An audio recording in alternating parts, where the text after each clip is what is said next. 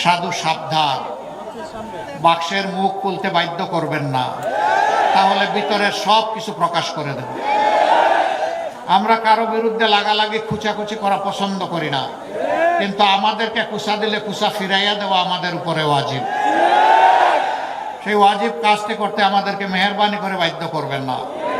আমরা আগেই বলেছি, জাতিকে বিভক্ত করতে চাই না, জাতিকে ঐক্যবদ্ধ করে আমরা সামনে আগাতে চাই। এই জন্য আমরা 3টা শর্ত মাত্র দিয়েছি। এই শর্ত আমাদের রাজনৈতিক সাংগঠনিক শর্ত নয়, এটি বাংলাদেশের জনগণের শর্ত। আমরা বলেছি, আগামী সরকার যদি আল্লাহ তাআলা আমাদেরকে গঠন করার তৌফিক দেন, আমরা সবাইকে নিয়ে সরকার গঠন করতে চাইব। তবে যারা 3টা শর্ত মানবেন, সরকার গঠন তারা অংশগ্রহণ করবেন। নাম্বার 1, নিজে দুর্নীতি করবেন না, আর বগলের নিচে কোনো দুর্নীতিবাজকে আশ্রয় দেবেন না। নাম্বার 2, গরিব ধনী, হিন্দু মুসলমান বৌদ্ধ খ্রিস্টান, নারী পুরুষ, শিশু আবাল বৃদ্ধ বনিতা, যার অধিকার যেখানে লঙ্ঘিত হবে, ন্যায় বিচার পাওয়ার অধিকার তার থাকবে। সেই ন্যায় বিচার সমাজের সকলের জন্য সমান বিচার ইনশাআল্লাহ নিশ্চিত করা হবে। যে অপরাধে একজন সাধারণ নাগরিকের বিচার হবে, একই অপরাধ দেশের প্রেসিডেন্ট করলে তারও বিচার হবে। তিনি এখানে অবশ্যই কোনো বৈধতা অথবা কোনো ইম্পিউনিটি তিনি পাবেন না, তাকেও বিচারের মুখোমুখি হতে হবে। সেই বিচারটাই আমরা ইনশাআল্লাহ কায়েম করতে চাই। ওরকম বিচার যখন কায়েম হবে, বিচারের ঘোষণার প্রথম দিন থেকে 90% অপরাধ অটোমেটিক্যালি বাতাসে মিলাই যাবে। বাকি দুর্বৃত্ত যারা থাকবে, তাদেরকে সংশোধনের জন্য প্রথমে পদক্ষেপ নেওয়া হবে। সংশোধন না হলে আইনের আওতায় সমান অস্ত্র দিয়ে তাদের বিচার করা হবে। এখানে কারোর জন্য সোনার তলোয়ার আর কারোর জন্য ইস্পাতের তলোয়ার হবে না। বিচারের তলোয়ার সকলের জন্য সমান হবে। আমি গলা কাটার কথা বলছি না, আমি বলছি ন্যায়ের কথা, ইনসাফের কথা, ইনসাফপূর্ণ শাসনের কথা। সম্মানিত বন্ধুগণ, এই সিরাজগঞ্জ আরেকটা দিকে পিছিয়ে আছে। স্বাস্থ্যসেবার জন্য একটা মেডিকেল কলেজ হয়েছে, ইনশাআল্লাহ এটাকে মানসম্মত মেডিকেল কলেজে পরিণত করা হবে। কিন্তু শিক্ষা এখনো পিছিয়ে আছে। মানসম্মত ভালো কোনো শিক্ষা প্রতিষ্ঠান এখানে গড়ে ওঠেনি। এটা 6টি আসনের একটি জেলা। এটা কেন অবহেলিত থাকবে? ইনশাআল্লাহ তাআলা লাজিম আপনারা দোয়া করবেন। আল্লাহ আমাদেরকে দায়িত্ব দিলে প্রথম নজরটা শিক্ষার উপরেই দেব ইনশাআল্লাহ। এবং সিরাজগঞ্জে তার শিক্ষার অধিকার থেকে বঞ্চিত, সেই অধিকার সিরাজগঞ্জবাসীকে দাবি করে আদায় করতে হবে না, আপনাদের অধিকার আপনাদের ঘরে পৌঁছে দেওয়া হবে ইনশাআল্লাহ। আমার এক ভাই বলেছেন যমুনায় স্থায়ী বাঁধ নির্মাণ। যমুনায় তো বাঁধ নির্মাণ করব না, যমুনাকে খনন করে ওইটাকে ইনশাআল্লাহ জীবন দেব আমরা। তিনি বোধহয় যমুনার স্থায়ী পাড় বাঁধনের কথা বলেছেন, গ্রহণের কথা বলেছেন। ইনশাআল্লাহ সেটা হবে, আমি আগেই বলেছি। ওইটা হবে মানে সিমেন্টের সাথে ছাই মিশাইয়া হবে না ইনশাআল্লাহ, রোডের জায়গায় বাঁশ দিয়ে হবে না ইনশাআল্লাহ। এক সরকারের সময় রোডের বদলে বাঁশ আধুনিক প্রযুক্তিতে ব্যবহার করেছে, তাই না? একটা মেয়ে ডিবেট করতে গিয়ে বলেছিল, আজ যদি কবি জীবিত থাকতেন তাহলে বলতেন, মাগো আমার সুলক বলা কাজলা দিদি কই, বাঁশের জায়গায় বাঁশ, চাঁদের জায়গায় চাঁদ তো আছে, বাঁশগুলো সব কই।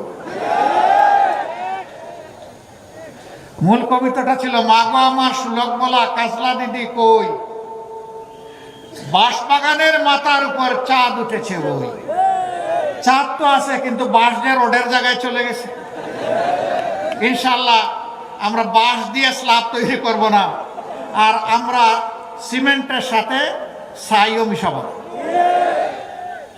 কাজ হবে মানসম্মত, চুরিদারি থাকবে না, জোরাজুরির কোনো টেন্ডারবাজি হবে না। সব টেন্ডার হবে অনলাইনে, ই টেন্ডার। এটা আটকায় দেওয়ার শক্তি কারণে আমরা মূলের গুড়া ধরে টান দিব, গাছের পাতা নিয়ে টানাটানি করব না। বড় মাতার কানটা ধরে টান দেব। চুনোপুটিকে ধরবো না, ওদেরকে তো নষ্ট করে গডফাদাররা, ওই জায়গায় ধরবো আল্লাহ চাই। ওদের দুই একজনকে ধরলেই দেখবেন সব ঠান্ডা হয়ে গেছে আল্লাহ। শত শত ধরার প্রয়োজন হবে না। প্রিয় জনগণ, এই সব কিছু করতে হলে আমাদের একটা আমূল সংস্কার লাগবে। সেই সংস্কারের জন্য গণভোট। এই গণভোটে আপনারা হা বলবেন না না বলবেন?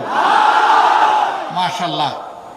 গণভোটে হা মানে হচ্ছে উসমান হাদি তোমাকে কথা দিচ্ছি তোমার বিচার হবে।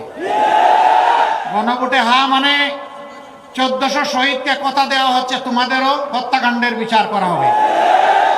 গণভোটে হা মানে তোমরা যে স্বপ্ন বাস্তবায়ন করতে গিয়ে তোমাদের বুকের রক্ত ঢেলে দিয়েছিলে, আমরা তোমাদের ঋণ পরিশোধ করব হা বলার মধ্য দিয়ে। এই গণভোটে হা বলার মানে হচ্ছে বাংলাদেশে আর ফ্যাসিবাদকে ফিরে আসতে দেওয়া হবে না। এই গণভোটে হা দেওয়ার মানে হচ্ছে আর কোনো আধিপত্যবাদের দালালকে বাংলাদেশে বাংলার জনগণ বরদাস্ত করবে না। এই গণভোটে হার মানে হচ্ছে কোন চাঁদাবাজের অস্তিত্ব বাংলার জমিনের উপর বরদাস্ত করা হবে না। এই ব্যাপারে পুরোপুরি লাল কার্ড। এই কয়টা মানুষ আপনারা হা ভোট দিলে হয়ে যাবে? প্রত্যেকটা ঘর এবং ব্যক্তিকে জাগিয়ে তুলতে হবে। আমার অধিকার, আমার দেশ, গর্ব আমার সোনার দেশ। সেই সোনার দেশ গড়ার জন্য অবশ্যই ঐক্যবদ্ধ বাংলাদেশ গড়ার জন্য আমাদেরকে হা ভোটে অবশ্যই মোটিভেশন চালাতে হবে। দ্বিতীয় ভোটটি দিবেন আপনারা 10 দল একত্রিত হয়েছে, যেখানে যে দলের হাতে আমরা যে মার্কা তুলে দিব, আপনি এই 10 দলের যে দলের কর্মী, সমর্থক, শুভাকাঙ্ক্ষী, ভোটার যাই হবেন, আপনি ওই মার্কার পক্ষে দাঁড়িয়ে যাবেন, ওই মার্কাকে বিজয়ী করবেন। এটা দেখবেন না কার কর্মী আছে কার নাই, কার এজেন্ট দেওয়ার সুযোগ আছে কার নাই, এগুলো মোটেই দেখবেন না। আমরা 10-এ মিলে হারতে চাই না, আমরা 10-এ মিলে ইনশাল্লাহ জিততে চাই। আপনারা এইভাবে কাজ করবেন? আলহামদুলিল্লাহ। এবার আমি আহ্বান জানাবো, সিরাজগঞ্জ 1 আসনে যাকে 10 দলের পক্ষ থেকে আমরা প্রার্থী করেছি, তিনি হচ্ছেন বিশিষ্ট শিক্ষাবিদ জনাব মোহাম্মদ শাহিনুল আলম। ভাই আমার বাম দিকে কেউ আসবেন না, আমরা ডানপন্থী মানুষের ভাই, ওই ডান দিকে আসেন। আমরা ভাই বামপন্থী না, ডান দিকে আসেন। মাশাআল্লাহ মাশাআল্লাহ। আমরা ইনসাফের প্রতীক দাঁড়িপাল্লা তার হাতে তুলে দিলাম। সিরাজগঞ্জবাসী তাকে আপনাদের কাছে আমানত হিসাবে তুলে দিলাম। আপনারা কি আমার ভাই শাহিনুল আলমের হাত মজবুত করবেন? 10 দলের এই একটা আসনকে বিজয়ী করে সংসদে পাঠাবেন।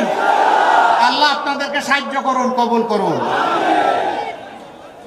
সিরাজগঞ্জ 2 সম্ভবত সদরের আসন, এখানে প্রার্থী করা হয়েছে সিরাজগঞ্জ জেলা শাখা জামাত ইসলামের সেক্রেটারি জনাব জাহিদুল ইসলাম।